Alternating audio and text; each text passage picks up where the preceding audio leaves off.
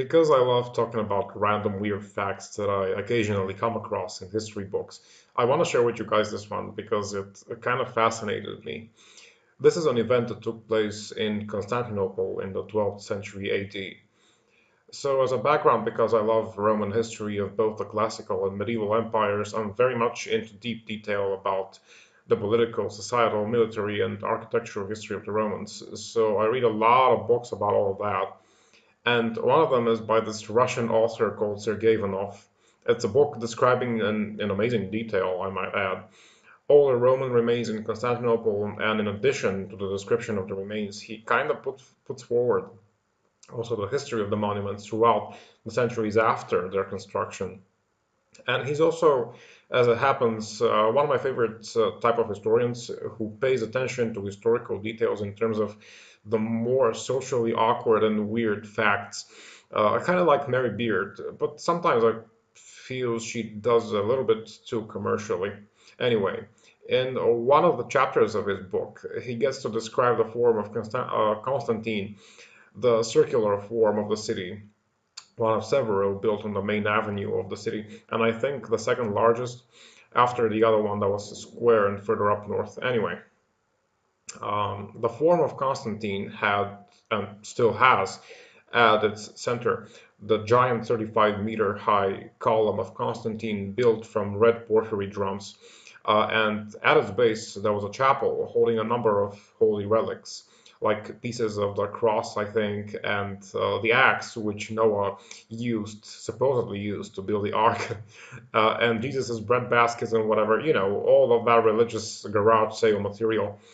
Also, on top of this column, there was a huge bronze and I think gilded statue of Constantine as Apollo, kind of like the Colossus of Nero and the Statue of Liberty holding, the imperial insignia and with a sun crown on top of its head.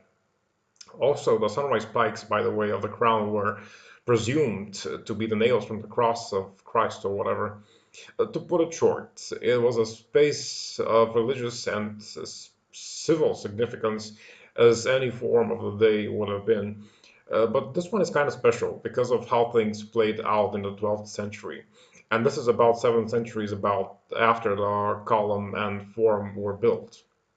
Now, according to the book, and I quote, a strong gust of wind, and I mean a gust of wind, not a storm or something, blew the statue off the top of the column and it fell down into the crowd and killed 10 people. Now, that is just amazing.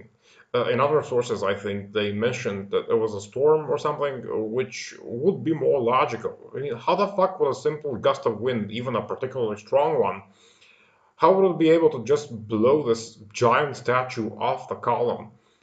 And not just a statue, it fell together, according to the sources, with like two, maybe three drums at the top of the pillar. And not true. At this point, it must have been in pretty bad shape because of time decay.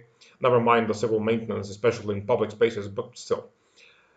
But let's presume it was a storm, okay. If it really was a storm strong enough to tumble the statue, then what the fuck was a crowd of people doing in the forum? So it makes more sense that it was really just a particularly strong gust of wind from the south, and it was just a regular day in the forum. But then, how the fuck did it manage to kill 10 people? Did it break into pieces and wipe over a large diameter? Or did it slide on the pavement after it hit the ground? Or maybe, I don't know, the drums that fell with it rolled around, smashing people like spread butter? Or maybe they smashed into smaller flying rocks and skull smashed people. I don't know. But I imagine something like the flying bell in the church explosion in Game of Thrones, The Winds of Winter.